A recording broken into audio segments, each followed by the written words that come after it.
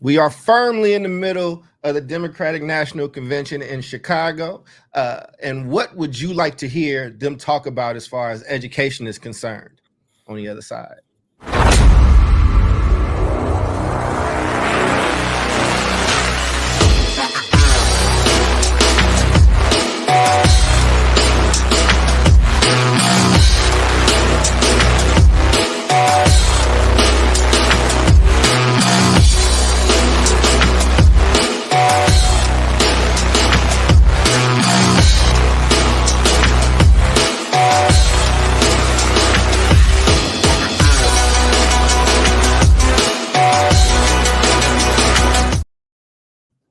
And welcome back to another episode of the South Star Classroom. I am Charles. That is David. We're gonna send love to our two compadres that cannot be here today.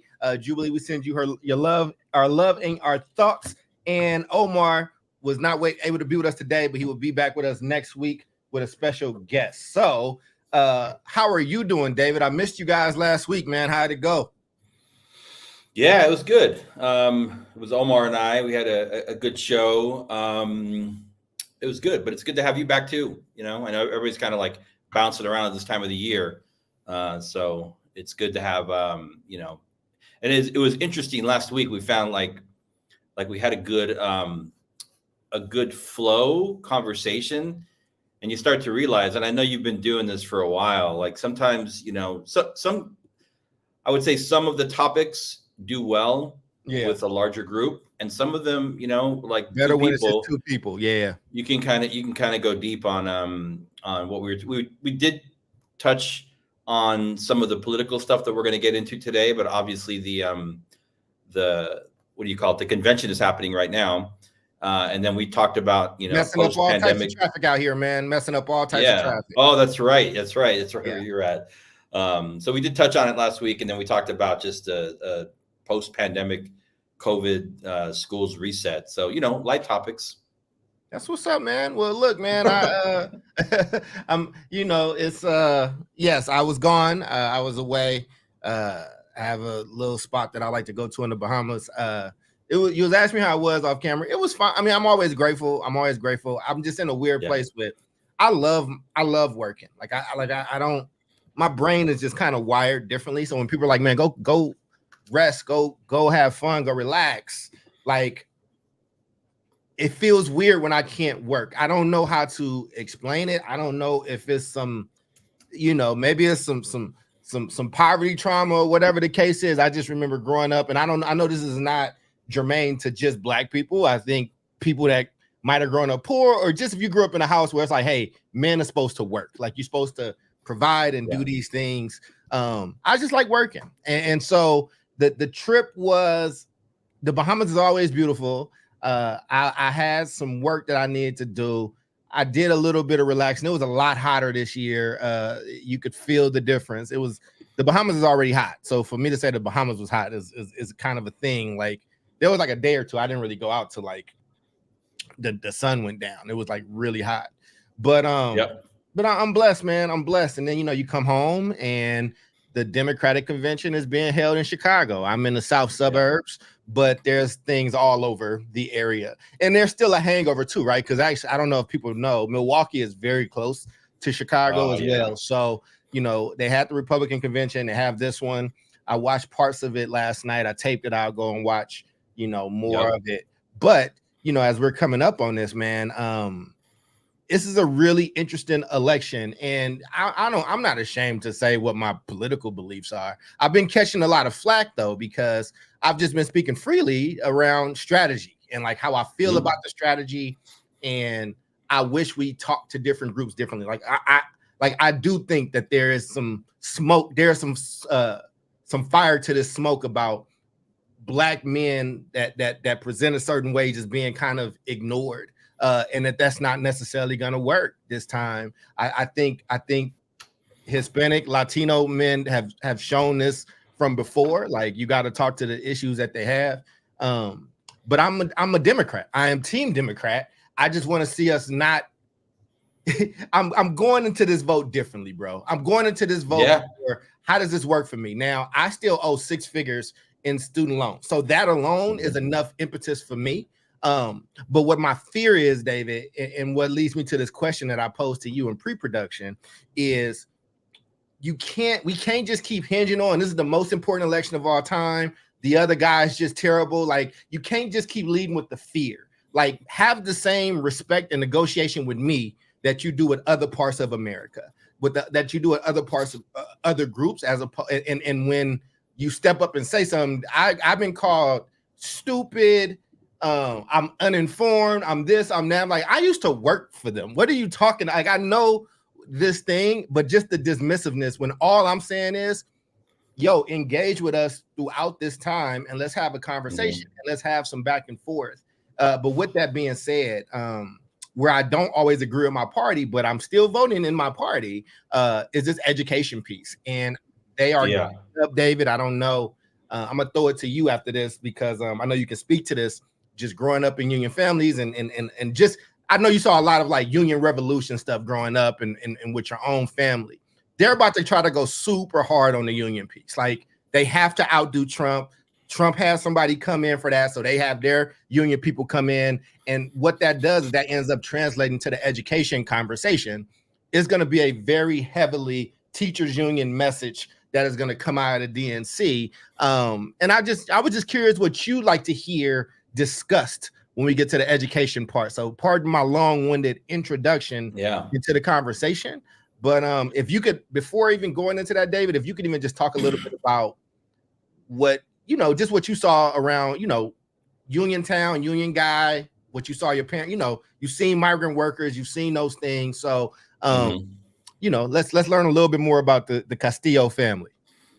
Yeah. So my parents, and I've shared this before on the show, my parents were farm workers pretty much for the first part of their lives. They both had to drop out of school to support the family and work in the fields. Essentially, I mean, not just across the state of Texas, but from Texas all the way up to Michigan, all the way over to Florida. Picking oranges in Florida, cherries up on the Upper Peninsula, and cotton in the South. Right? They did it all. And so, growing up, by the time I was born, they had moved out of that work and they had moved into, they experienced a lot in the fields, and a lot of that experience that they had that was negative could have definitely, and it sometimes was, made less harsh as a result of what at that time was a growing labor movement. I mean, the United Farm Workers and other labor unions that were organizing farm workers from California to Texas across the country. And so definitely, have some experience and history in the family of organized labor benefiting, large numbers of my family, my parents' generation, as they were working in the fields. And then they moved into, other like clerical type work, different types of industries. But always, it was also a different time in the country. I think, maybe it was because organized labor was had a stronger foothold than it does now. And so I've experienced organized labor as a pathway, never quite in my life, but for my parents to secure what would be called the American dream, right? My experience in and around labor unions has kind of been on the other side of it, mainly due to most of my work having been done in the charter school space, right? And so there's a big debate there between the two. But I have family that are in education, a lot of families in education, and very few of them, and they all work in public district education, and so they've all benefited from the securities that those types of jobs can provide. And you get to what we're going to talk about next. And now I'm a parent. My kid's in high school.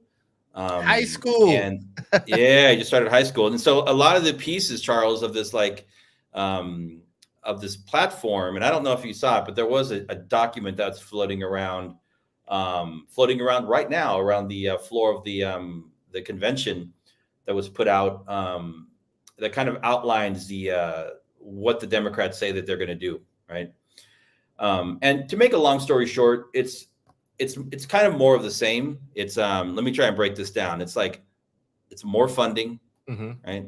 It's more jobs, more supports in school, bigger push for funding special education, right? Which is good. Improving teacher working conditions, which is good. We also see like a reduction in the emphasis of standardized testing. We also see an organized opposition to private school choice and an increase for charter school transparency. So when I look at these ideas that are coming out of Chicago in 2024 this week, I see more of the same. I don't see a big shift. And this is, again, me coming, from a very strong, like Democratic household. And it's one of these areas where I'm like, yeah, I mean, I might have grown up like this. I'm a lifelong Democrat. But I just, their platform on education just is, I don't agree with it at all. Yeah. No, I agree. And, I fully agree. And I think that top line messaging isn't the worst. I think that part of this comes from just our experience in doing this work. And I wanted to start with you just telling your story because I live in the south suburb of Chicago. It's a very much a union. It's a black and brown suburb. It is very much a union town. Like you will see there are union signs all across. And these people need that. You need those unions out here. Like I understand the importance of unions. Like, and I support the overall importance of unions. My issue when I get into it with teachers unions is that's a very, very different union. And I've been in hospital administration. The nurses union is also a very strong union, but just the tactics were just so different. Like, you know what I mean? And I think there was a decorum there. And you and I dealing with the Oakland Education Association, the OEA, the Oakland's union. It was never about education, and it was never about those kids. It was a different type of playbook.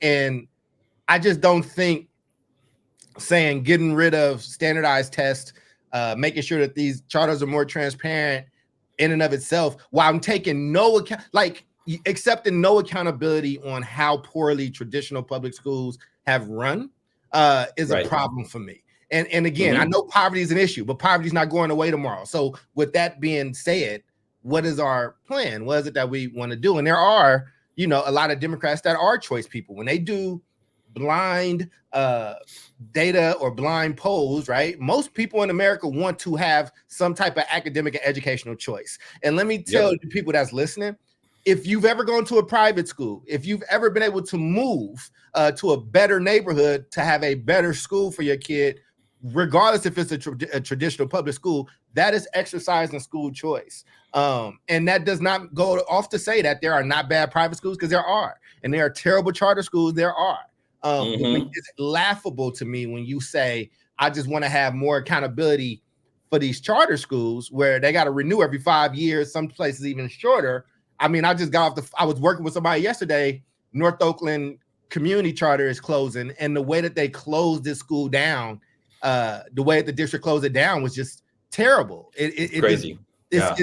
It's terrible. To say that these things need more when they have to go up and be held accountable, but you've had traditional public schools that have been up 70, 80 years, failing black kids, failing brown kids, failing poor kids with no recourse. Yeah. And every time it gets called out, it always comes back to funding. I just think that that's weak sauce. I just think that that is people who got you brought that up. Yeah. So, I mean, I think when I say I'm looking at the outline of a education platform, and when I say it's like more of the same, you nailed it. I mean, there's like more funding for this, more programming for this, more staffing for this, but how are we going to ever know? How are we going to evaluate whether these dollars are being spent wisely, right? There's no mechanism in there. So under I think the first Bush administration, right? Was it the first or the second Bush? It was or it was probably a bipartisan bill back then when we actually had bipartisan bills. No Child Left Behind, right? They were like, we're going to fund more, but we're also going to expect that you show some results. And if you don't, then your schools are going to end up on this pathway to reform. There's something is going to change, right? But it's interesting that you bring up this example of, I mean, it's one data point. It's one particular charter school in Oakland that gets shut down over a very minute technical issue. We live in San Diego County. We don't live in the city of San Diego, so we don't rely on the San Diego Unified School District. We're in a different area, and we can exercise choice. Like, we don't attend the public school that we're zoned for. We wanted to go to another school. We had a petition. We got in. Think about San Diego Unified School District. It's one of the largest urban school districts in the state and in the country, right? It's massive. The federal Department of Education just lambasted the school district here in San Diego for having basically ignored and not followed federal guidelines around complaints of, sexual harm that was happening to children. They fumbled the bag. Students are writing, teachers are writing, whistleblowing, parents are writing.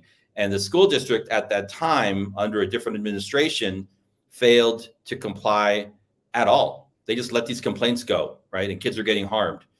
Okay, so the person at the Department of Education who is now in charge of this investigation and enforcement is the former superintendent of San Diego Unified. This happened under her watch. So when we talk about like changing the system or blowing up the system in public education, we have this phenomenon. Well, David, part of it is because of, yeah. I'm having this dumb moment and inform me. Isn't if we win, which I hope my party wins, but isn't this person you're talking about, won't they be like a top looked at person for sure? Yeah, I think she's like number 2. I think she's like number 2 or number 3 right now in the straw polls. Yeah. Oh, okay. Yeah, and so it's crazy where you have the system of very much how they like, we talk about social promotion of children, right? We're not going to look at their performance. We're going to move kids along from grade to grade. In the larger public education system, teachers get moved into administrative roles. Administrators get sent to the home office. They get sent to the county, the state. With very little, it's like your track record actually doesn't really matter, right? It's just like this, they just move people forward. And so that is I would say it's, the system is just, there's something broken in the system. And the way that the current system is set up, I'm afraid looking at this Democratic platform, we're going to get more of the same. Yeah, man. And listen, I think that, this is how I feel, man. I think that you hit it well on the head. I think that parent choice, I think it is a democratic value. I think that it doesn't have a party. I think that everybody wants their kids to have the best possible education. And I think that it's something immoral to me, man, when people with means that have gone to nothing but private schools or have the best public schools and tell other people what they can't do and what they shouldn't do. And it just bothers me. And here's the thing about choice, right? Like, many people will choose the traditional schools. Like, my friend played basketball. McClymonds, if you are in Oakland and at that time when he was there, McClymonds, Tech, those are great schools if you play basketball and you're trying to go. We have produced a lot of NBA players. One of the greatest winners of all time in sports, Bill Russell, went to McClymonds High School.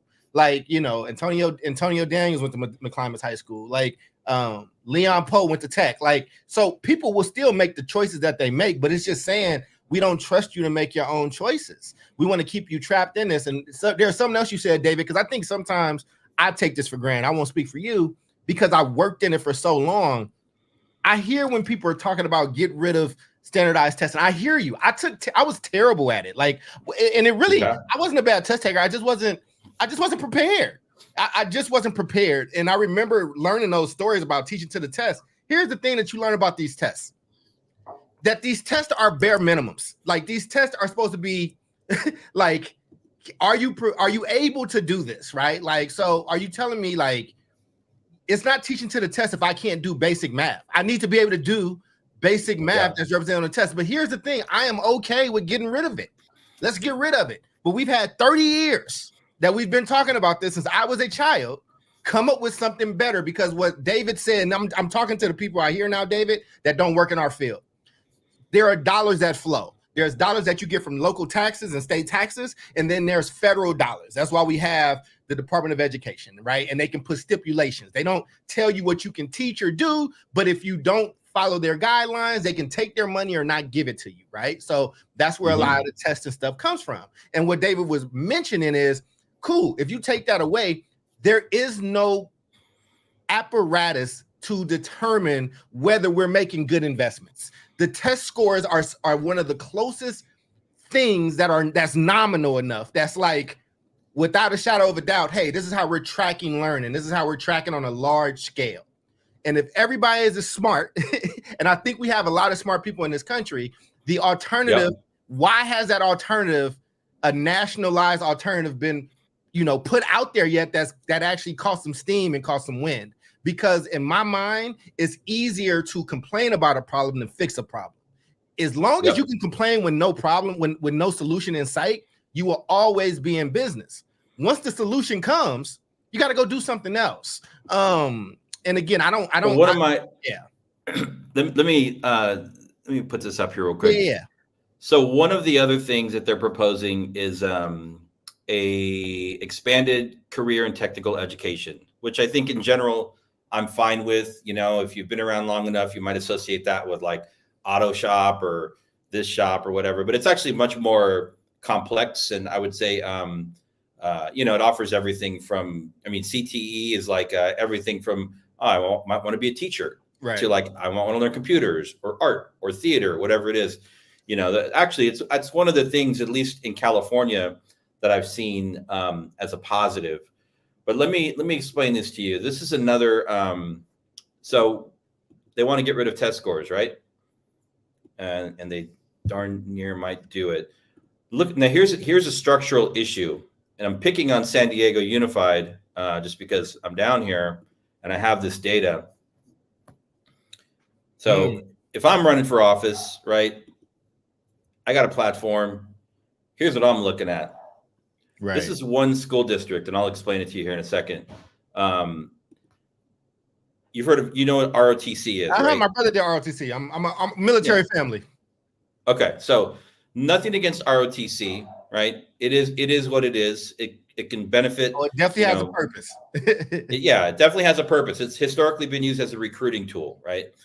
And there's nothing, and I'm not knocking that, but it's kind of hard to see here. But I'm going to point down here towards the bottom. You see this school down here with the blue line at the bottom? La Jolla High? Yeah. Okay, this is all in San Diego Unified. This is a school that is in probably one of the most affluent areas of the city with very few children of color. The orange, it's 43%, right? Oh, I'm sorry. The blue. I'm trying to explain this to people. I know. Thank you, Nicole. Yeah. Let me explain what it is. Okay. So at the very bottom, we have a high school in San Diego Unified that has the lowest percentage of students of color, right? That doesn't even have an ROTC program. As you go up to the top, the schools with the highest percentage of enrollment of students in ROTC programs are the schools with the highest enrollment of students of color. So you have this tracking within the system. You're going to go to a lower income school like Lincoln or Kearney or Crawford, where my wife went, with a higher percentage of students of color.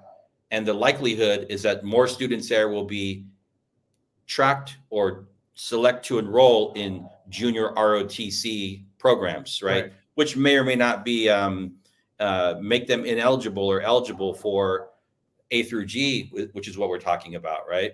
So that is a structural issue that nobody's even looking at, right? And if we're talking about putting more funding into these programs, I think we have to fix this stuff first, right? Otherwise, we're gonna double down on these outcomes that we're getting for Black children and for brown children. And like you said, you can take away the measurement tool. Doesn't change how well young people are doing, right? It does. Just means you can't see it. Yeah.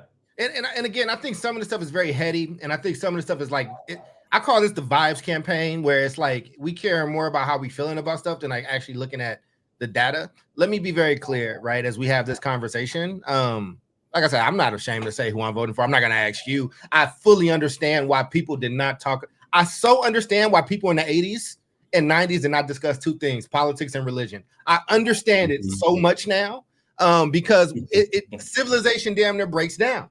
So my values align with Democrats for the most part. That don't mean I agree with them on everything. As you see, I don't agree with them here. I'm not a Trump guy. But what's different for me from this election than I am from the other ones is I'm not calling everybody that does not like the Democrats racist. I'm not doing that. I'm not playing these games. I'm not mad at a brown person who's like, I've been Democrat my whole life. I haven't seen these things happen. I'm looking into my options. I'm not mad if somebody's looking out for the best well-being of their kids. And what I would say is I think the problem with both parties right now, and I'm getting to my education point. I'm working through the brain fog, David, so it's taking me longer to get to my point. But the problem with both of these is that their most radical parts of the Republicans and the Democrats have a lot of control and command. And I really think 80%, 85% of Americans is really closer to the center. Now, you might be right center, you might be left center, but I think for the most part, like, it'll be like, yo, that's crazy. Like, you know what I'm saying? It's like, so, and it's a problem, man, because we're not having real conversations about real people at this point. I think it's a little tone deaf for the Democrats to do their convention in Chicago this year, with the migrant issue being what it is. And the fact that we fumbled that so poorly, where you're having migrants move in and it's hurting black people, poor black people resources. And that's where you're doing the DNC at. It's a reason why these are some of the most protests we've ever seen, right? Like, because and I just think that's a tough thing to do. So what I like to see them discuss, man, I just like to have real conversation. I would love for a union boss to be in a union boss bag and say, this is why I believe this. But I also want to see somebody else that is like, but you know what, though? This is how I feel about choice. And for the most part, I got to give some love to DFER, Democrats for Education Reform. There is a group that does that. I just feel like the conversations have turned. It's just this. There is no like, hey, David, you got kids. Hey, man, I do this work. Hey, what's the conversation? What can we don't agree on all this stuff? What can we figure out? Like, what can we figure out? Because the older I get and the more I read the news every day, and I've been reading a lot of international news, they are looking at us across the world, man. Listen, we are a superpower. We pissed off a lot of people over the last 50 years. Like the way we won the Cold War. China, I was just in the Bahamas, bro. The biggest casino in the Caribbean. You know who owns it? The Chinese. I was in Jamaica not that long ago, years ago, right? Yeah. You know who owns most of their ports, if not all? The Chinese. When I was trying to buy a house before I moved here, I tried to buy a house in Oakland. You know who I was outbid by? Like, I was outbid by the Chinese in cash. Like, why are you buying houses in East Oakland, right? Like, I just think that this petty bickering that we're doing, we're not looking at what the other former superpowers or presumptive superpowers are doing, what China's doing, Russia, these other places, man. And I just think that it's we are part of a larger global community. And if our education continues to keep taking this hit, it bothers me, man. And this might be a little too deep for the podcast, but it's what we do. But I'm older now, and I can look at things. I can look at data like you just showed up, and I'm like, that's not trending well for us. And we need to kind of figure this out. I really think. Yeah. I mean, I think the other, I think people are, I mean, I don't think, I mean, if you walked into the average American household, right, to a dinner table, they're not going to be having this conversation around. They're going to be focused on, you know, the schools that they went to or the schools that they're trying to get their kids into. That's it. They're not really talking about, you know, how to change up the larger ecosystem, what we're talking about. And that's facts. It's also because people have, it's a hierarchy of needs, right? They're worried about jobs, they're worried about food, they're worried about safety, right? The basic things. And school is probably like education is down the road somewhere. But for us, we spend a lot more time in this world, in this space than other people. Again, my concern is when I say that what I see on this Democratic platform is going to do around education is just going to continue, like people that probably are writing out and working for these campaigns, attended private schools, and they're gonna support that party line of like pushing against school choice, right? So the people that can access these things, the people that have some power and agency to figure out how to get into a good school, or to move into the right school district, or to move into the right neighborhood, or to even know that there's something called like address-based zoning, right? Right. Will get what they're hoping to get, and it's going to leave people behind. Like this platform, what I'm seeing doesn't feel like it is helping the people that have been. It has good talking points, but it's not helping those that have been furthest from opportunity. It puts more money into programs, like I said. It's going to create more jobs, but I haven't seen anything that's going to tell us whether it's like working or not. And Right. The other thing, which I saw, and this is just it's like I have to decide too. Like, am I going to let this education platform that I'm seeing for the Democrats, which I agree with like very little, hold me back from voting and supporting this Democratic ticket? Probably not. Right. I want to hear. I have other things that are ahead of this as well for me and my family, but I do know, like when Biden gets up yesterday and he's giving his speech, and these people forget this is not that long ago, and he's going off about how his administration worked so hard to get students back into school. Oh, It's just a lie. Is a lie. And that, kids, students in this country were out of school longer than any other country in the quote unquote civilized world, right? And it's because they had to work hand in hand and had to quote unquote kiss the proverbial ring of the teachers unions leaders, to get people back to work, right? That's what happened. Listen, man, but that's the thing, right? And that's what's tough about this, man, is because it's difficult. We do an hour show, but we've have all these years of education. I got less than you, right? But so there's so many layers underneath the surface, and if you are pedestrian to education, which is fine, most people are, your brain don't want to go and do all that, right? Like it's like, like you said, people got other things they worried about. They worried about buying food. They worried about trying to get stuff handled. Honestly, most people are looking at the education thing. That should feel kind of plug and play. The same way I'm not getting involved at the fire department, at the fire station. I'm not getting involved at the park cleaning. I'm not getting involved at the school level. And so there's a different ask that we have for people around education. It's not, you know what I'm saying? And I just think that there's layers. So they're always going to go to money.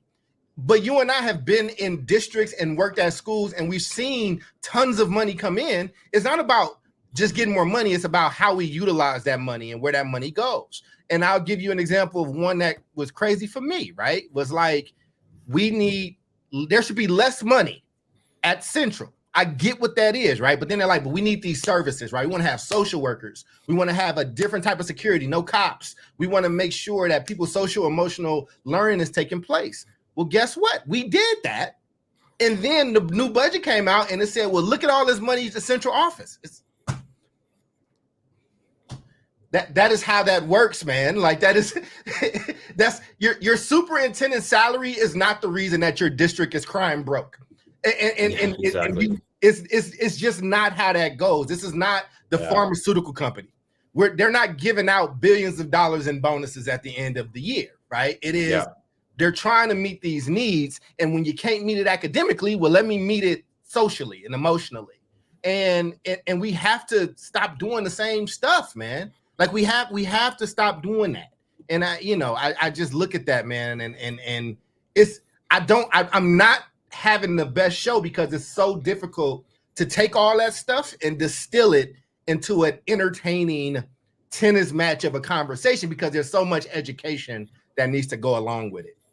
Well, I mean, you could step back, and this issue that we're talking about, it could be any issue. It could be the economy, it could be jobs, it could be housing, it could be healthcare, prescription drugs, whatever it is.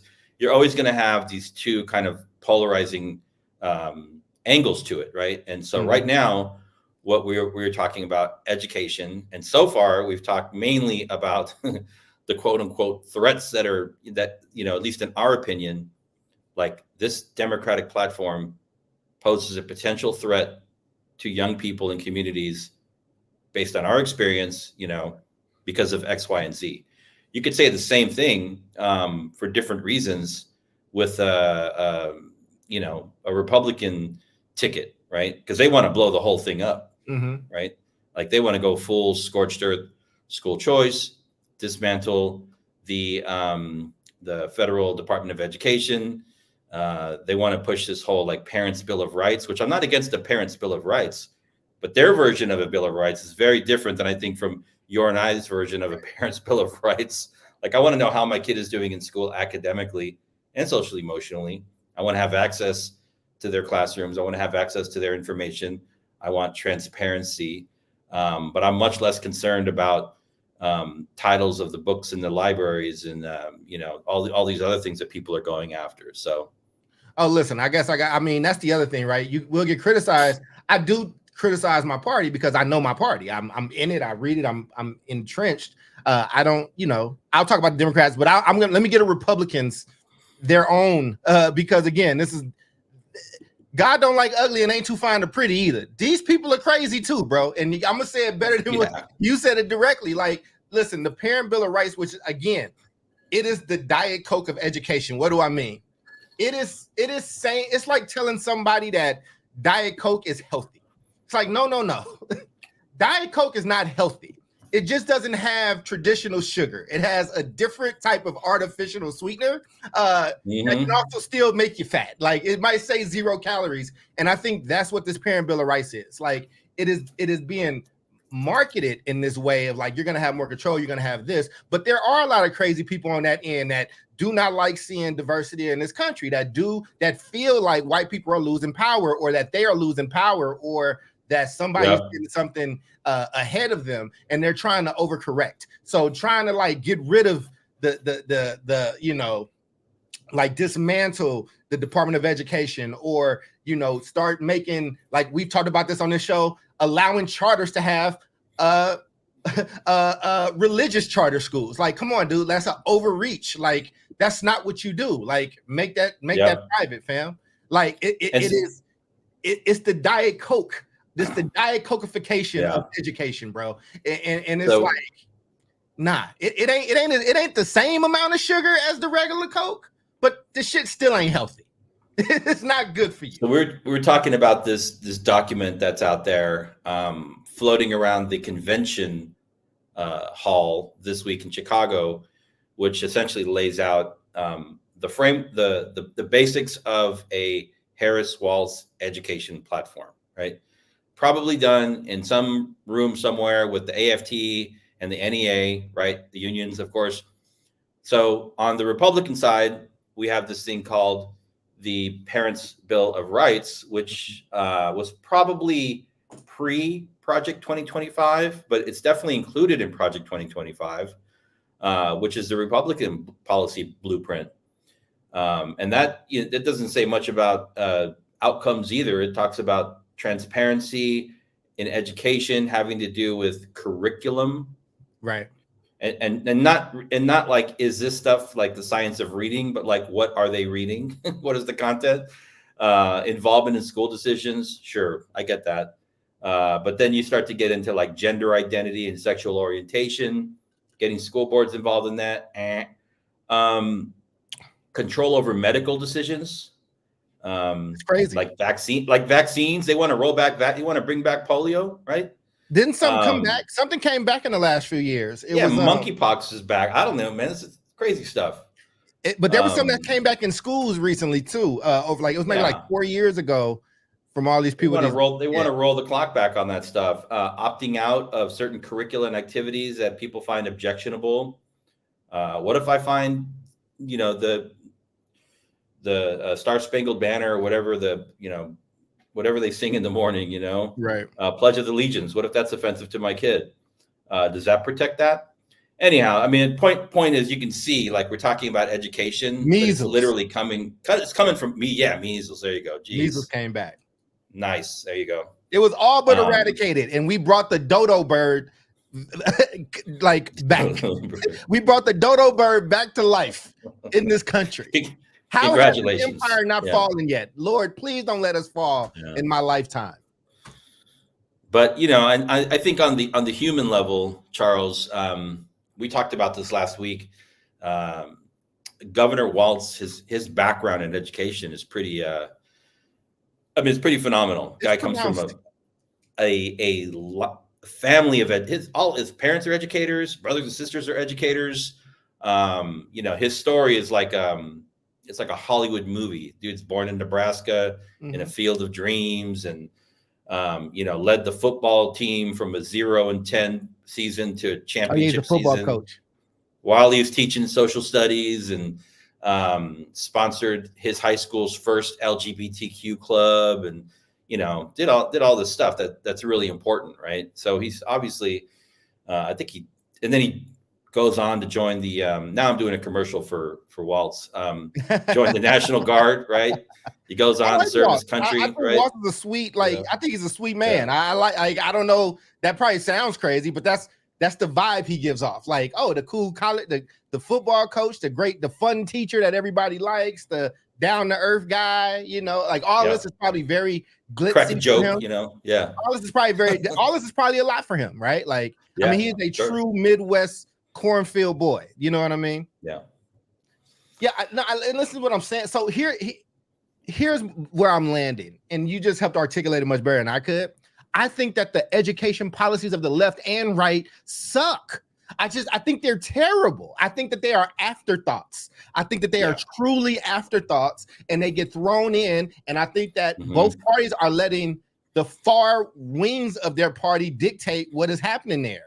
And I think that is why you need some choice. Because here's the thing.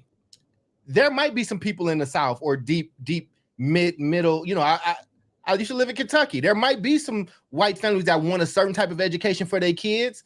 And look, I ain't my business. I can't deal with that. You know what I'm saying? But like, I want to make sure that the kids that I care about are learning true Black history, that they're learning where they're from, that they're learning, beyond the 2 lines that they got about Martin Luther King and Rosa Parks in school. Like, that matters to me the same way it matters to a Mexican American person living in South LA, that, hey man, you actually talk about what this land was before this happened, right? I think that's where parent choice can come in, man. And it's just, I'm not in love with either of these plans. And like she said, none of these things center kids, and none of these things center our communities, man. And I'm looking at this, forget all this lovey huggy stuff. Let's look at it from a national security, national defense, apparatus, man. Like, what we're raising, who we have. I think Miss Toya put it in that her daughter just graduated from her program. Yeah. And I got it. Out of 600, I mean, it was 600, grads, 580 of them were from India, and it's around cybersecurity. Like, what have we complained about the last 2 or 3 elections, right? Oh, somebody's tampering with the, we had all that stuff happen with social media and Facebook, and we don't know if these votes are real. Listen, man, I think we need to invest in education from a different lens. I think we need to stop talking about it in this huggy lovey kind of way. And it's like, no, this is actually a part of our national security. Like, how we educate young people, and the type of adults we're building in this country, and what they'll be able to do to serve this country. I think that matters. Yep. Look at it that way. Maybe we finally come to some type of consensus. Yep. Let's see. We've got some new data coming in here. Okay. 2022-2023 academic year saw significant growth across all academic levels for international students. So these are students that are coming to the U.S. to study in colleges and universities here, marking it the first time since 2014 that enrollment increased so broadly. Graduate student enrollment in particular surged 21%, reaching an all-time high of almost 500,000 students. These are international students, right? Mainly from India and China. So that just goes to Ms. Toya's point, like this is real, right? And so people are worried about, what do they call it? Population replacement theory. Oh, They're going to open the borders and let all these immigrants come in so they can vote for the Democrats. I think it's happening at the universities. I think it's, well, I mean, listen, this replacement theory stuff has been happening and talked about for a long time. Listen, man, we got to figure out this border situation, and it don't matter if you're Republican or Democrat. You got to figure it out. Like it's here. Agreed. It's a problem. You can't keep kicking that can down the road. The same way, with healthcare. Like y'all been complaining about Barack Obama's American Health Care Act like for a long time, but you ain't built nothing new. And so that's how I feel about this testing thing. Like improve it, fix it. What is our education platitude? Here's what I would say to the people that's watching and listening. Vote for who you're going to vote for. Like, but don't be afraid to ask questions. If things don't make sense, you should ask questions. And don't let people shush you when it's time to like learn, because it's like, oh, well, this ain't the time to ask questions. Months before the election is not time to ask questions. Like what? All right, cool. So we're a year into this election. We're a year into this new administration, whoever it is. Cool. Can I ask questions now? Well, no, we just got here. Like it's never going to be a good time. So at what point do you? And I think that there's in my lifetime, which is very short compared to some other people, I'm only 41 now. I've voted in a few elections. This is the most I've seen people who are very traditionally Democratic, though, like bucking that trend and having different kind of conversations. And we should be worried about it. Like Don, I'm gonna find this video that Don Lemon just did, and it wasn't just black men. I want to put that out there because they like to blame us. He was talking to people on the street in Middle America who they was voting for, and they look like me, and they were saying some other stuff. So, and I'm voting for my party. I'm voting for Kamala. I got you. Kamala walks. I'm rocking with you, boo. I got y'all. You know what I'm saying? I think that's a fun, lovable white dude. I'm voting for you. But we have a problem in our party. It's not going to get better unless we start like really engaging our base and our people. I'm going to find it while you talk. Oh, yeah, go for it. I think going back to the, I guess I have a question. I've been part of like political campaigns, but never never for at this level, obviously. And so there's so many forces at work, whether you're a Democrat or a Republican. Again, it's like people get moved from the system. Kamala Harris was, running local political offices in California, got moved to a statewide office. Now she's in the White House, right? People kind of move like that. It's just how the parties work. I think the Democratic Party more so than the Republican Party. But you have this this thing called the Manhattan Institute, right? That drafted this Project 2025, which is essentially a blueprint for the Republican plan. Meanwhile, the Democrat plan is being cooked up somewhere, in smoky back rooms of a union hall somewhere, probably. And I'm like, where is the public engagement around the creation of these platforms? Because it's really they're just kind of doubling down on their own self-interests, right? Their interest groups, and that's why we're seeing just more of the same, right? Like, have they actually polled people on school choice? The Democrats, have they polled people? Well, so because like you said, there's a group I'm working with that has that I'm doing a New Niagara with. Jay Artist Wright leads the FCCS, which is the Freedom Coalition of Charter Schools.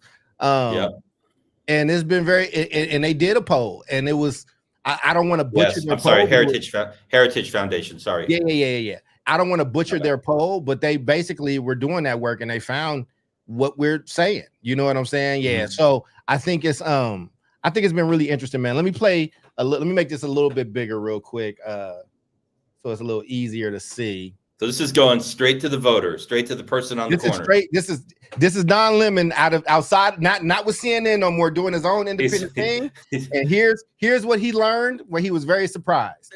He thinks he's getting pranked. I feel like every time Can they you hear don't it? want somebody Yep. who's Okay. good for us to win, they throw somebody black in our face, thinking that's gonna like make us vote for the black person. I voted for Obama because he was black. I don't want to vote for her because she's the first black woman to run for president or to win. I don't vote. Well, I want Donald Trump. I'm sorry. I want Donald Why Trump. do you apologize? Well, I know nobody likes him, but we had good times with Donald Trump. I'm running for Trump, so You are? Yeah. Yeah. Well, why? I don't know. I just always been a fan of his, so that's what I'm running for. I used to be against Trump. I used to live in Virginia. I saw the bad side of it, but really moving to Cleveland, but I saw the other side of it. I'm supporting Trump Because because it has to change. It has to change, and now I vote more for what fits me better as a person, rather than voting for the black person or voting for the first woman. So what do you think about Kamala Harris? I think they say she phony and fake. You know what I'm saying? So I'm like Trump saying, what are you? So I'm not feeling her. People get mad about it. I'm just not feeling her. I don't like her the way she speaks, the giddiness, the laughing. Everything's a joke, and it's not a joke. We're in trouble. I'm going for Trump. Kamala was on Biden's team, and I don't like Biden. Gas wasn't this high when Trump was our president. Food wasn't this high. I'm going for Trump. Mhm. Yeah, man. It's a thing, bro. And Don Lemon's still out there in that corner looking for the right people to interview. I mean, he was shocked, right? Like he was just like, oh, like, and then he had to come back and report on it, and he was just like, we probably shouldn't be as cocky about certain things as we thinking, because it's easy to scapegoat it, and you can't. This is what I don't want to do. I don't want to be the people that just call these people stupid and dumb, and I don't think that that's gonna work anymore, man. I really, truly don't, yo. And we have to. You got to start appealing to people. You can't keep leading with fear. You can't keep leading with those things, man. And some people do want to blow it up because it's not. People keep getting promises and they're not getting what they want, or they feel like their group isn't getting what they need. And if I'm as a black person, bro, you don't have to cater to my group because we vote so strong as a block. We're a very strong voting block. We're only 13% of the country, but the most loyal voting block in the history of this place. And why would you bend over backwards to like serve that group if you can always just count those votes in your sleep? And I think that that's going to change. Again, Charles is voting for Kamala and Waltz. I'm going with them. But I some of those criticisms have some validity to them. Of course, and I think it's good. I think it's healthy to. I mean, we're talking education, but we could have had a whole show on the, the shift that we've seen with Harris now as the front runner compared to what Biden has done over the last 8 months and how he's handled the conflict, the genocide in the Middle East, right? And it's like that's a big issue to me, and I know to a lot of people, right? Or even like what's happening in the Ukraine. But I think it's good to start to like unpack these things and have these conversations, because otherwise we're not talking about it, And I think in a healthy democracy, I think it's good to question your party, question your viewpoints, question what you perceive to be the opposition, because sometimes maybe it's not, Listen, man, I know we coming up towards the end. I'll just say this. Look, I think both parties have very, very bad education policy. They both scare me. I think people should have some recourse. You should have some things planned either way. But I don't, like I said, all this is the Diet Coke and fast food of education and of conversation at this point. We don't need Coke Zero, Diet Coke, regular Coke, cherry. We need some water and some vegetables and some exercise. We need some nutrition at this point. Like what does the health of this country kind of need? And again, for me, it's very clear choice. I can tell you very clearly why I'm voting the way I'm voting, right?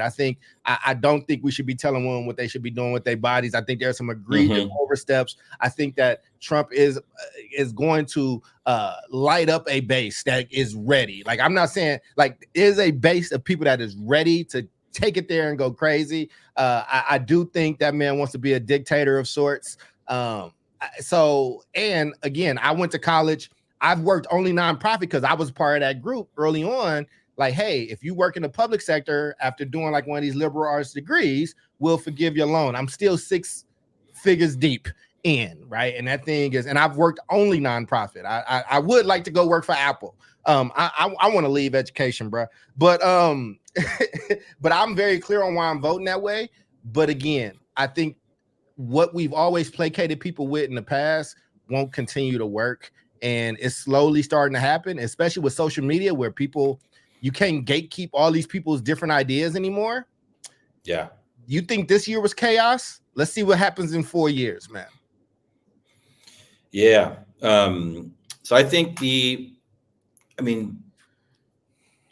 Trump and JD Vance and like their people and their kind of people, obviously are Republicans. I think with the lowercase r, like I've never been opposed to like Republicans just to be opposed to them. It's historically been about like policies for me, and their kind of view of government, right? The older I get, I tend to believe in smaller government, but that's, we can talk about that later.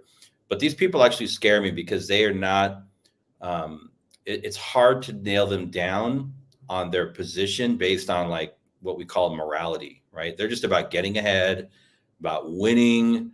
And it's very hard to predict where their hearts lay, right? Now, do I support the viewpoint of this current Democratic ticket across the board? Probably 50%. Still going to vote for them, right? But at least I know kind of where they're coming from.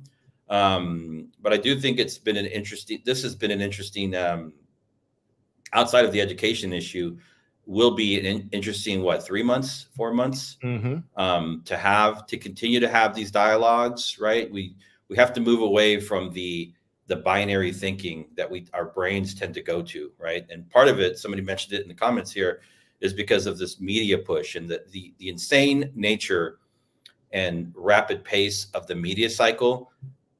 Our former president was almost killed a couple of weeks ago. Bruh. Nobody's talking about it anymore. It's gone, right? It was gone after a week. I'm not a Trump fan, but I'm like, the dude almost lost his life, right? Give him some time. And it's like, that must have been a surreal thing for him to be like, hey, you're fine, move on. I'm like, no. When Ronald Reagan was, when Hinckley tried to kill Reagan, dude, this country mourned for a year. And the dude was a Republican, right? So I think we definitely have some soul searching to do. And again, you could break it down into these issues. We're talking about education. I'm seeing more of the same, but we'll see, whoever ends up winning, see what kind of inroads can be made there. If it's the Democrats or if it's the Republicans, just to try and find some middle ground. But you know what though, man, I think those days might be done, bro. I think really. Yeah, think about, you're from a generation where there was cash and then there was cash and checks, and then it went to like credit cards and tapping.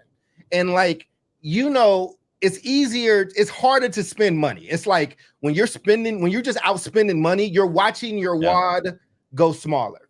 When you have a credit card and it's just a number, that's why everybody is in credit card debt, right? Because you're not thinking about it. I think that's what social media has done to like feelings and morality. You're not spending a wad of emotional dollars. It is all on a charge card that you never have to pay the bill on. So we can make jokes instantly when a former president is almost killed. You know what I mean? Like we can do that because it's almost like it's not real. It's like everything's almost like a video game.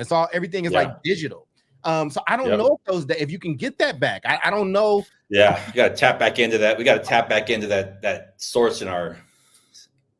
I think we're dinosaurs, David. Right? I think we're dinosaurs, and I think we adapt or die. I think the meteor has come and the ice age has begun, and I think these 11-year-old. On that note. So now that you got that bright, sunny outlook on life, people, go have a hell of a week. For Make sure to vote for us too, right? Yeah, please vote for us before the world ends. That would be great. Yeah. For Jubilee and Omar, that's David. I'm Charles, and we will see you all same time next week, same bat time, same bat station. Peace. Y'all take care of yourselves and each other.